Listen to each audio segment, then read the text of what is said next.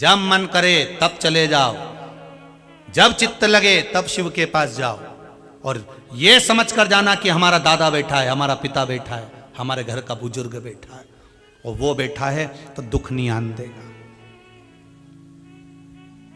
सास जब तक घर में रहती है, घर का रसोई घर खाली नहीं होने देती।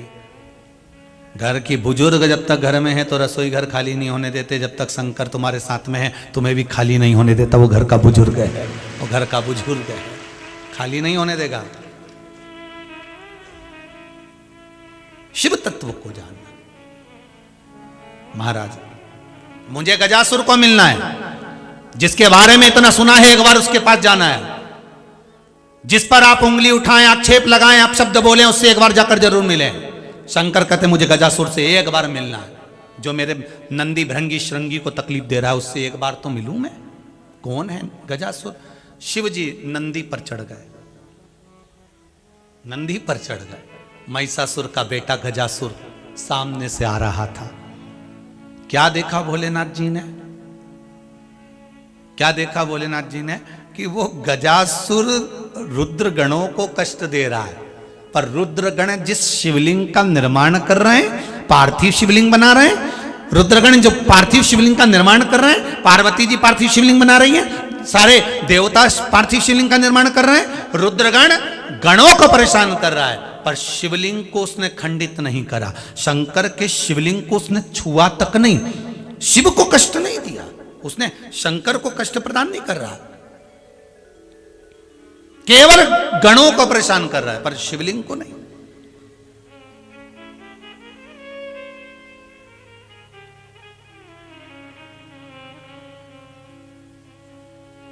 शिवलिंग वही।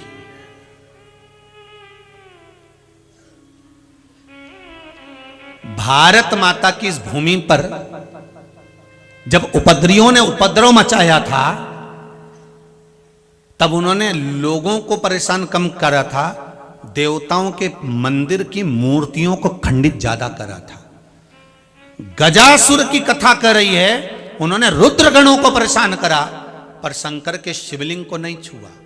पर जब हमारे भारत की भूमि पर जब उपद्रवियों ने उपद्रव मचाया, कहीं सोमनाथ जी के तोड़ दिया, कहीं किसी के, कहीं जिस मंदिर में जाए उस मूर्त को तोड़ना प्रारंभ करा, इनकी नीति गलत।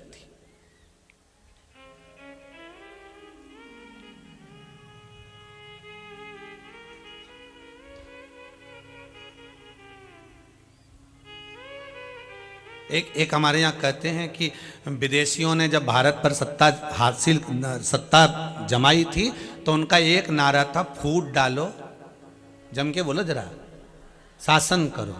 तो एक अंग्रेज से पूछा गया, भाई तू ये बता कि तुमने भारत पर कब्जा कैसे करा?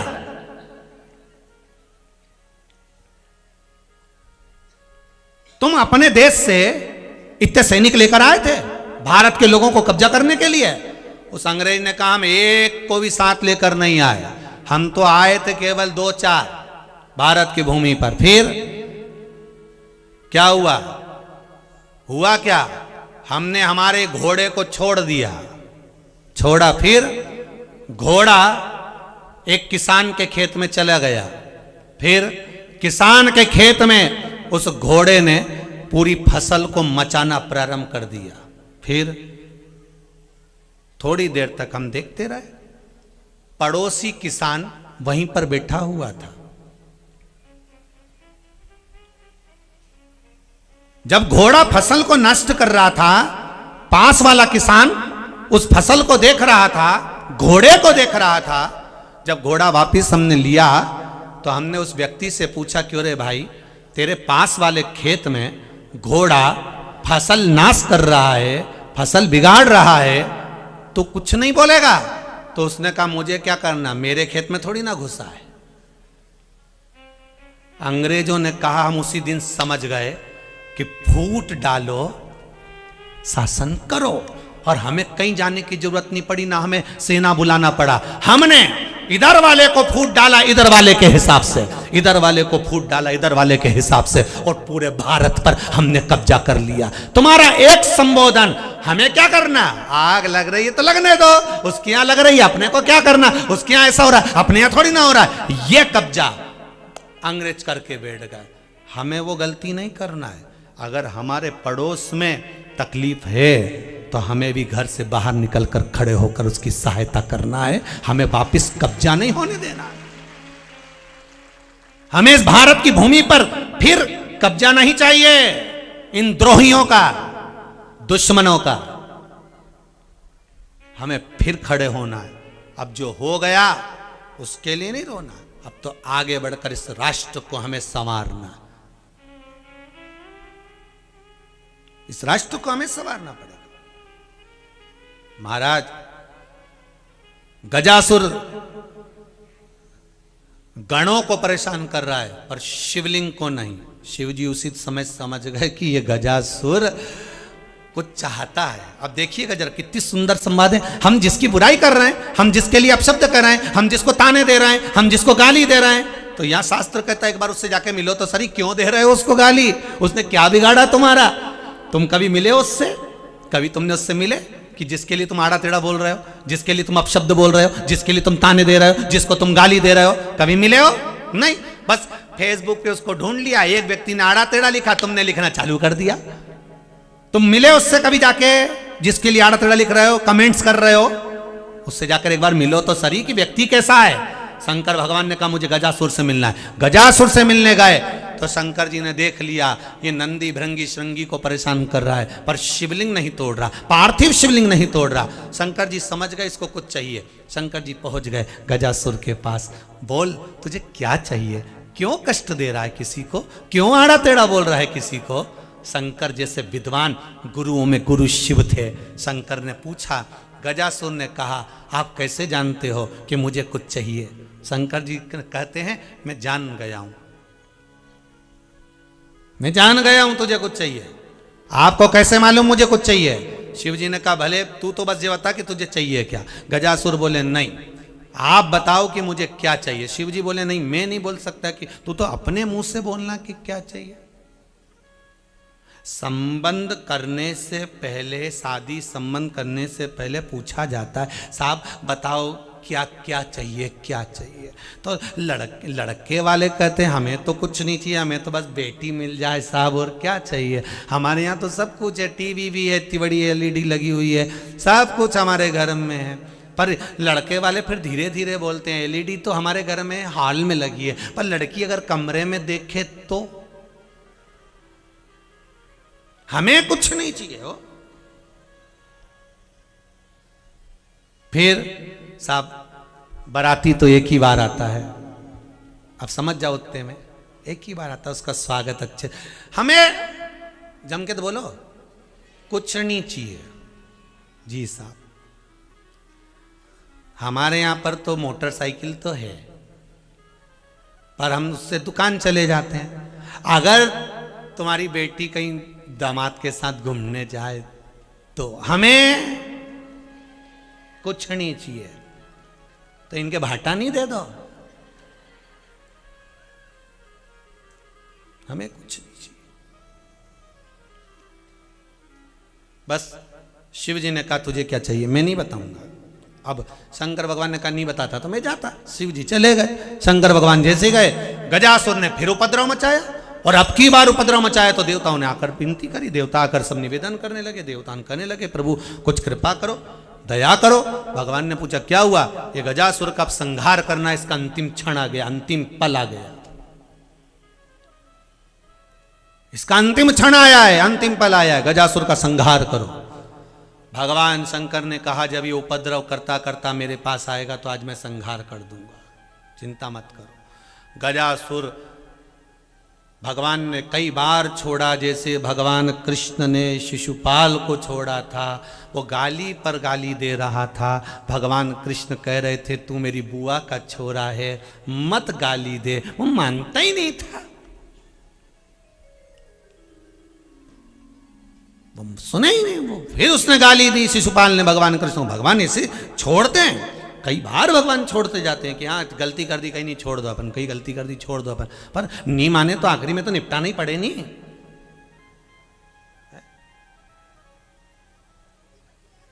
जैसे मम्मी अपने बच्चे से नहीं कहती, माँ अपने बच्चे से समझा रही हूं सीधे बैठ, सीधे बैठ, बच्चा फिर बैठ गया, थोड़ी देर बाद फिर उठ के भगा, नहीं बैठ रहा क्या, सीधे बैठ, फिर बैठ गया, बच्चा फिर भग गया। अब की मम्मी को गुस्सा आ गया, पकड़ के लाई और धो दिया, बेट से नीचे और धो दिया उसको। तो आखिरी में तो अब भगवान कृष्ण ने शिशुपाल से कहा क्या गाली मत दे, बुआ का छोरा है, नहीं माना, फिर गाली दे दी 97। दाऊ दादा बोले ये निपटा के मानेगा। दाऊ दादा ने शिशुपाल से कहा चुपचाप हो जा, तू बुआ का लड़का है, क्यों गाली दे रहा है, अपशब्द कह रहा है। तो इतने में तो शिशुपाल बोला ये ग्वाला मेरा क्या कर लेगा। भगवान कृष्ण ने 98 दिए जा। दाऊ दादा ने कहा शिशुपाल एक भी गाली मत देना, तुझे मेरी सौगंध है, नहीं तो तुम मर जाएगा। शिशुपाल बोला ये मारेगा मेरे को, ये ग्वाला। भगवान कृष्ण के 99, ये तो खुश हो रहा है 99। भगवान कृष्ण ने कहा कन्हैया भवन से बाहर निकलो, थोड़ा लिहाज खाओ, बुआ का लड़का है, बाहर निकलो। कन्हैया जाते नहीं तो दाऊ दादा ने कहा हाथ पकड़ के छोड़ देता हूं, बाहर निकलो। कन्हैया बाहर जाने लगे। कन्हैया ने मन में सोचा आज फाइल निपटाना थी इसकी, बच गया, पर कुछ भी हो निपटा के तो जाऊंगा, चाहे कुछ भी हो। अब भगवान कृष्ण जाते जाते बोले दाऊ दादा जब आप द्वारका आओ तो अपने बुआ के छोरे को भी ले आना, शिशुपाल के, द्वारका घूम लेगा। इतने में तो शिशुपाल खड़े होके बोला अरे ओ चोटे तेरी द्वारका घूमूंगा। भगवान ने कहा सो, उठाया सुदर्शन और सिर काट दिया। ले भगवान दाऊ जी महाराज ने कहा मैं कब से कह रिया था, गिनती गिन रिया था, 97 से चालू हुआ था, काहे को गाली दे रहा था। भगवान भी इंतजार में रहते हैं, पूरी हुई कि निपटाया। वही वाली बात याद कर लो, तू बोला और मैं चला, विक्रम और बेताल। आप लोग भी जितने गाली बकने वाले हैं ना, इनसे निवेदन एक डायरी रखो और एक पेन रखो, जिसको भी दुकान पे गाली दो तो लिख लो इसको दी और ये वाली दी, लिख के रखो। जिस दिन तुम्हारी पूरी, उस दिन भेरू तू तो गया, निपटा, उसी दिन निपटा, सो पूरी। अब समझाया गजासुर को, नहीं माना, आखिरी में नहीं माना तो भगवान ने देखा कि अब तो उपद्रव ज्यादा बढ़ गया। शंकर भगवान ने त्रिशूल लेकर गजासुर को आकाश में टांग दिया।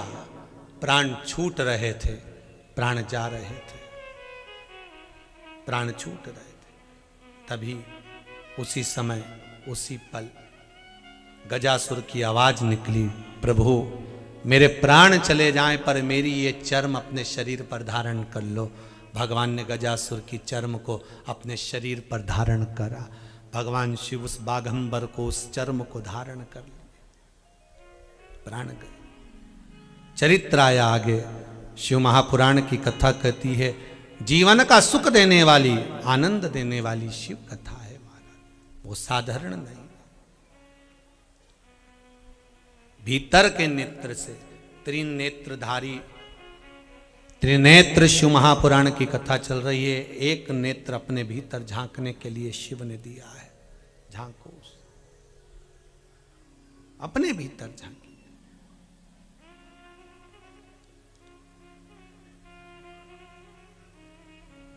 महाराज शिव कथा कह रही है, भगवान 12 ज्योतिर्लिंग का स्मरण कराते हैं। 12 ज्योतिर्लिंग की कथा में प्रथम सोमनाथ जी का वर्णन किया गया। चंद्रदेव को काया का रोग हो गया, क्योंकि अपनी अर्धांगिनियों में एक अर्धांगिनी पर ही उनका विशेष ध्यान था।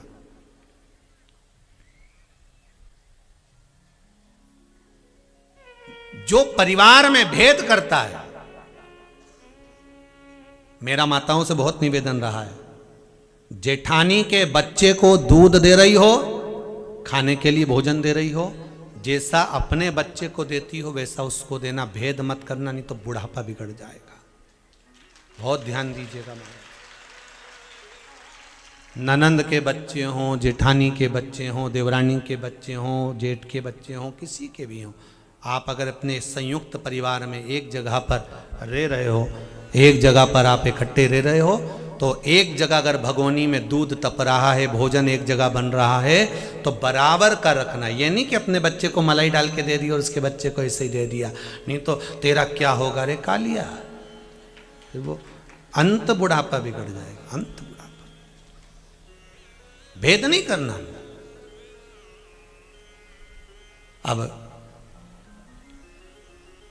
सोमन यहां चंद्रदेव को बुलाया, दक्ष प्रजापति ने समझाया, मेरी इतनी बेटियां आपके साथ में बिहाई और आप एक के प्रति प्रेम रखते हो, ये श्रेष्ठ नहीं। चंद्र को समझाया, माना नहीं। अहंकार था, सुंदरता का, काया का। जब व्यक्ति को किसी चीज का अहम आ जाता है, अहंकार आ जाता है, व्यक्ति जब अभिमान में डूब जाता है, फिर वो किसी को नहीं गिनता, चाहे वो ससुर हो चाहे वो सास हो। अहम आ गया, नहीं माने चंद्रदेव। दूसरी बार में तो श्राप दे दिया चंद्रदेव को। दक्ष प्रजापति ने, मैं तुझे श्राप देता हूं, तेरा काया का रोग हो जाएगा, तेरी काया गल गल के नीचे गिरेगी। काया टपकने लगी, चंद्र रोने लगे। देवऋषि नारद के पास गए, नारद कुछ बताइए। नारद जी ने कहा, शंकर जी की आराधना करो, क्योंकि अकाल मृत्यु वो मरे जो काम करे, चंडाल का काल उसका क्या बिगाड़े, जो भक्त हो महा काल का। शंकर की आराधना करो, शिव की आराधना करोगे तो तुम्हारा जीवन सार्थक होगा। करो शिव आराधना। चंद्रदेव ने शिव की आराधना करी, पार्थिव शिवलिंग का निर्माण करा, सुंदर पूजन करी। शिव जी प्रसन्न होकर उनकी काया को ठीक करे। भगवान शिव का नाम सोमेश्वर पड़ गया। बोल सोमनाथ भगवान की। अगला वर्णन आया है मल्लिकार्जुन। भगवान कार्तिक के रुष्ट होकर अपने माता पिता से श्रीशैलम पर गए। तहां पर जाकर भगवान शिव और पार्वती उनसे मिलने के लिए गए। वहीं श्रीशैलम पर भगवान शंकर पार्वती के साथ विराजमान हुए। शिव जी का नाम मल्लिकार्जुन हो गया।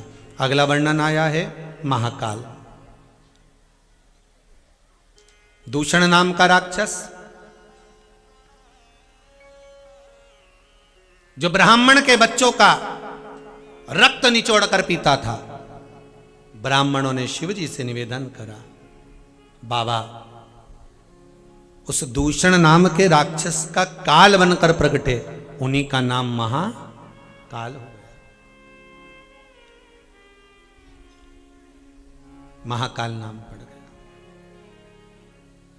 महाकालेश्वर बाबा की पावन धरा पर 17 जनवरी से कथा है। दोपहर में 1 बजे से 4 बजे तक आस्था चैनल पर आएगी। आसपास में जितने भी उज्जैनी के आसपास में रहते हैं, कृपा करिए 12 ज्योतिर्लिंग में से एक ज्योतिर्लिंग महाकाल बाबा का दर्शन भी करो और शिव महापुराण की कथा भी सुनो। पर रुकने की व्यवस्था, भोजन व्यवस्था आपको अपनी अपनी करना है। यजमान परिवार की ओर से केवल कथा का आनंद लो और अपने जीवन को सार्थक बनाओ। उनकी ओर से व्यवस्था कथा सुनने की है। सुख तत्व को धारण करो। वहां जो कथा होगी उसका नाम रखा है महाकाल, राजा महाकाल विक्रमादित्य शिव महापुराण की कथा। अभी जो भिलाई में कथा है 27 तारीख से 11 बजे से 2 बजे तक जो आस्था चैनल पर आ रही है, उसका नाम है भक्त शिव भक्त शिव महापुराण की कथा। भाव से श्रवण करिएगा। महाराज दूषण नाम के राक्षस का संहार भगवान महाकाल ने किया। आगे वर्णन आया है ओमकारेश्वर का। बिंद नामक पर्वत ने तप कर कर भगवान शंकर को वहां प्रकट करा। भगवान ओमकारेश्वर के रूप में विराजमान हुए। अगला वर्णन आया है केदारनाथ। नर नारायण ने तप कर कर भगवान शिव को विराजमान करा। भगवान केदारेश्वर के रूप में विराजमान हुए। पहले कथा में कहा था भगवान जब पशुपति बने थे तो उनका आधा धड़ केदारनाथ के रूप में विराजमान हुआ। ऐसे केदारेश्वर शिव हुए। अगला वर्णन है भीमाशंकर। कुंभकर्ण की धर्म पत्नी करकटी, करकटी का एक पुत्र था जिसका नाम था भीम, जिसने मंदिर देवालय तोड़ना प्रारंभ करे। शंकर भगवान ने आकर उस भीम का संहार करा शिव जी का नाम भीमा शंकर पड़ गया। अगला वर्णन आया है काशी विश्वनाथ मनु शत्रुपा ने तप कर कर साधना कर कर शिव को यहाँ आमंत्रित करा। भगवान शनि महाराज ने शिवलिंग का निर्माण कर पूजन कर विधान बताया। वहाँ काशी में शिव विराजमान हुए जिनका नाम काशी विश्वनाथ पड़ा। महाराज त्र्यंबकेश्वर का वर्णन आता है। गौतम बाबा पर गौ हत्या का दोष लगा। माता अहिल्या ने भगवान शिव की आराधना ब्रह्मा और विष्णु के साथ करी। भगवान तीन लिंग के रूप में विराजमान हुए। शिव जी का नाम त्र्यंबकेश्वर पड़ गया। भगवान शिव के तीनों शिवलिंग में से जल की धार निकलना, जिसमें गौतम बाबा का स्नान करना, गौ हत्या से छूट जाना, ये त्र्यंबकेश्वर का वर्णन। अगला वर्णन है वैद्यनाथ जी का। रावण भगवान शिव को लेकर जा रहे थे शिवलिंग के रूप में। लघु शंका लगने पर भूमि पर रखा, शिवलिंग उठा नहीं। अथक प्रयास किया गया तो भी शिवलिंग उठ नहीं पाया। भगवान वैद्यनाथ जी के रूप में विराजमान हो गए। बोल वैद्यनाथ भगवान की जय। अगला वर्णन आया है नागेश्वर। दारुक नाम के राक्षस का संहार करने के लिए भगवान शंकर प्रकट होते हैं और भगवान शिव का नाम नागेश्वर पड़ता है। जिसको स्वप्न में सर्प नजर आते हो, सांप दिखते हो स्वप्न में, तो नागेश्वर ज्योतिर्लिंग का स्मरण कर कर पान के पत्ते पर चंदन का सांप बनाकर एक कटोरी में कहीं पर भी उस कमरे में जहां आप सोते हैं उस कमरे में रखकर रात्रि भर सोने के बाद सुबह स्नान कर कर शंकर भगवान को छुआ कर बहते हुए पानी में उसको छोड़ दिया जाता है तो स्वप्न में सर्प दिखना बंद हो जाते हैं। महाराज सांप नजर नहीं आते स्वप्न में, फिर सांप नहीं दिखते, सर्प नहीं दिखते। भगवान नागेश्वर का स्मरण करते हुए अगला वर्णन आया है रामेश्वर जी का। भगवान राम सेतु बनाते समय बालू के शिवलिंग का निर्माण कर कर भगवान शिव की आराधना करते हैं। शिव जी का नाम रामेश्वर पड़ता है। महाराज अगला वर्णन आया है कृष्णेश्वर। सुधर्म नाम के ब्राह्मण की दो धर्म पत्नियां थी, सुदेहा और घूष्मा। सुदेहा के यहां संतान नहीं हुई पर घूष्मा के यहां संतान हुई। सुधर्म ने कहा घूष्मा अगर तुम्हारे यहां औलाद हुई है तो तुम्हारे यहां और भी भगवान संतान देगा, तुम ये पुत्र सुदेहा को दे दो। पति के कहने पर सुदेहा को संतान दे दी। सुदेहा ने पाल पोस कर बड़ा करा, बेटे का ब्याह कर दिया, घर में बहू आ गई। बहू के आने पर बहू को मालूम पड़ा कि मेरी असली सास तो घूष्मा है, ये सुदेहा मेरी सास नहीं है, तो इसने इसको पूछना बंद कर दिया। सुदेहा को लगा कि मेरी बहू मुझे नहीं पूछती और घूष्मा को पूछती है, अगर बेटा ही नहीं रहेगा तो बहू क्या काम की। तो ध्यान कर कर बेटा सो रहा था, बहू मायके गई थी। सुदेहा ने अपने बेटे के टुकड़े टुकड़े कर दिए तलवार से, एक कपड़े में बांधा, तालाब में फेंक दिया। घूष्मा का नियम था पार्थिव शिवलिंग का निर्माण करती, शंकर जी को बनाने के बाद उनका विसर्जन करती। जब विसर्जन किया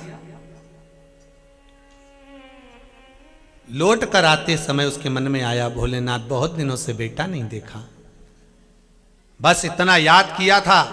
एक हफ्ते पहले मरा हुआ पुत्र तैरता हुआ तालाब में से बाहर निकल कर आ गया। भगवान शिव वहां खड़े होकर दर्शन दिए, कृष्णेश्वर नाम पड़ गया। घूष्मा के बेटे को जीवित करा शिव जी ने तो नाम कृष्णेश्वर पड़ गया। बोल कृष्णेश्वर महादेव की जय। भगवान देव अधिदेव महादेव की ये 12 ज्योतिर्लिंग की कथा जो जीवन का सुख प्रदान करने वाली। शास्त्र कहता है शंकर का पावन चरित्र वर्णन कर रहा है, शिव महापुराण वर्णन करती है। भगवान देव अधिदेव महादेव जो कथा 12 ज्योतिर्लिंग की श्रवण करते हैं, इतनी देर में चंचुला देवी जिस कथा को सुन रही थी उसका पति प्रेत योनि से मुक्त हो जाता है, प्रेत योनि से छूट गया। बिंदु प्रेत योनि से छूटे, प्रेत योनि से छूटकर बिंदु देवलोक को जाने लगे। चंचुला देवी ने हाथ जोड़कर निवेदन करा, शंभु जिस लोक में मेरा पति गया है उसी लोक में मुझे भेजिए। शंकर भगवान ने कहा सुनो चंचुला, मृत्यु लोक में रहने वाला मनुष्य जिस कामना से शिव महापुराण की कथा श्रवण करेगा, शंकर जी कहते हैं उनकी कामना स्वयं ये देव अधिदेव महादेव पूर्ण करेगा, शिव वर देते हैं। चंचुला आपने बेधव्य रहकर शिव महापुराण की कथा को करवाया, सुना। सुनो चंचुला देवी, मैं तुम्हें वर प्रदान करता हूं, अब तुम कभी बेधव्य का रूप धारण नहीं करोगी। शिव महापुराण की कथा कहती है, कुंवारी कन्या अगर इस कथा को सुनती है, कुंवारे बच्चे चाहे पुरुष हो चाहे स्त्री हो, पुराने अगर कुंवारे अगर बच्चे इस पावन कथा को श्रवण करते हैं तो उनका मंगल विवाह होता है, सौभाग्यवती नारी का खंड सौभाग्य होता है। पुरुष वर्ग जो भाव से कथा सुनता है उसकी मनोकामना पूर्ण होती है। जो वेधव्य नारी इस पावन शिव महापुराण की कथा को श्रवण करती है वो पुनः फिर अगला जन्म पाकर पति के लोक को रहती है, पर वापिस वो बेधव्य नहीं होती है। ऐसी पावन शिव महापुराण की कथा ना जाने गर्भ में मरे हुए ना जाने कितने अधोगति में गए हुए जीवों को तार देती है। ऐसी पावन कथा को तुमरुका जी ने चंचुला देवी के सामने श्रवण कराया। भगवान शंकर ने कहा, तुमरुका जी आपने शिव महापुराण की कथा सुनाई है, बोलिए मैं आपको दक्षिणा में क्या दूं। शंकर भगवान ने पूछा तो तुमरुका जी ने कहा, भोलेनाथ आपके मस्तक पर जो बेलपत्र रखी है वो शिव पोथी को चढ़ा दीजिए। शंकर भगवान ने मस्तक की बेलपत्र को शिव पोथी पर समर्पित करा। बाबा भोलेनाथ बोले, सुनो तुमरुका जी, प्रतिदिन शिव पोथी पर चढ़ी हुई बेलपत्र औषधि का काम करती है। आप 6 दिन जो बेलपत्र लिए हैं वो खाकर अपने घुटने का दर्द, कमर का दर्द, सिर दर्द, अनेक अनेक रोगों को निवारण के लिए वो बेलपत्र कार्य करती है। 7वें दिन की बेलपत्र कुबेर का भंडार भरने वाली होती है। ध्यान रखने वाली बात यह है कि बेलपत्र तो लो मना नहीं है, पर उस बेलपत्र का सदुपयोग भी करो। लाल वस्त्र में उसको अलमारी में बरकत वाले स्थान पर उसको रखो, मना नहीं। और केवल बेलपत्र रखना ही नहीं है, शंकर का स्मरण भी करना है। जब मौका मिले पंचाक्षर मंत्र ओम नमः शिवाय ओम श्री शिवाय नमस्तुभ्यम, या त्र्यंबकेश्वर बाबा का त्र्यंबक मंत्र, महामृत्युंजय मंत्र, कोई भी मंत्र को पकड़कर अपने जीवन को सार्थक बनाइए। नवेगांव में त्रिनेत्र शिव महापुराण की कथा आज विराम लेने जा रही है। जय बाबा बर्फानी सेवा समिति की ओर से ये पावन शिव महापुराण की कथा आज विराम ली है। जिन जिन दानदाताओं ने सीहोर में जो कुबेर भंडारी का मंदिर बन रहा है, कुबेरेश्वर महादेव का, गौशाला वृद्धाश्रम मंदिर बन रहा है, उसके लिए ऑनलाइन या यहाँ काउंटर पर पिठले सेवा समिति को जो दान दिया है उसके लिए बहुत बहुत धन्यवाद आपका, जो आपका धन सदुपयोग में लगे। पिठले सेवा समिति को आपने जो दिया, आपका धन आप स्वयं जाकर कुबेरेश्वर महादेव के मंदिर में सीहोर जाकर देख सकते हैं कि आप जो दिए हैं वो सही जगह लग रहा है कि नहीं लग रहा। कुबेरेश्वर महादेव की उस धरा पर हजारों लोग रोज आते हैं, रोज सबका भोजन प्रसाद, जो आजीवन भोजन भंडारे के सदस्य बनते हैं, 21,000 रुपये जमा कर उनका भोजन किस जगह काम आ रहा है आप देख सकते हैं। आपका 1-1 रुपया अगर आपने बिटले सेवा समिति को दिया है तो आप जाकर देखो। और हमारा तो निमंत्रण है, जब भी आप भोपाल से इंदौर जाएं या इंदौर से भोपाल जाएं, बीच में कुबेरेश्वर धाम पड़ता है, थोड़ा सा अंदर जरूर पड़ता है। बाबा शहर से दूर जाकर बैठे, ये बाबा की मर्जी है, पर कुबेरेश्वर महादेव की उस धारा से कभी कोई खाली नहीं गया। बाबा कृपा करे, आप लोगों ने जो दान दिया, बिटले सेवा समिति को जो समर्पण किया, उसके लिए बहुत बहुत साधुवाद। आज इस कथा को विराम देते हैं। अरिहंत चैनल के माध्यम से, आस्था चैनल के माध्यम से, फेसबुक यूट्यूब के माध्यम से अपने अपने घरों में रहकर जो इस पावन कथा को सुने हैं उन सभी को नमन करता हूं। बाबा शंकर आपकी मनोकामना पूर्ण करें। 27 तारीख से सुबह 11 बजे से 2 बजे तक भक्त शिव महापुराण की कथा भिलाई सेक्टर नंबर 7 दशहरा मैदान में प्रारंभ हो रही है। सारे छत्तीसगढ़ के जितने भी वासी हैं सबको निमंत्रण भाव से पधारें, बाबा की कथा को सुनकर अपने जीवन को धन्य बनाएं। बाबा देवाधिदेव महादेव की यह पावन कथा विराम ले। आप सभी से एक निवेदन, एक बार भाव से भगवान शिव की शिव महापुराण का मूल मंत्र 5 बार सब स्मरण करेंगे। श्री शिवाय नमस्तुभ्यं, श्री शिवाय नमस्तुभ्यं श्री शिवाय नमस्तुभ्यं श्री शिवाय नमस्तुभ्यं श्री शिवाय नमस्तुभ्यं। बाबा देवाधिदेव आपकी मनोकामना पूर्ण करे, यही भाव रखते हुए सभी संगीतकारों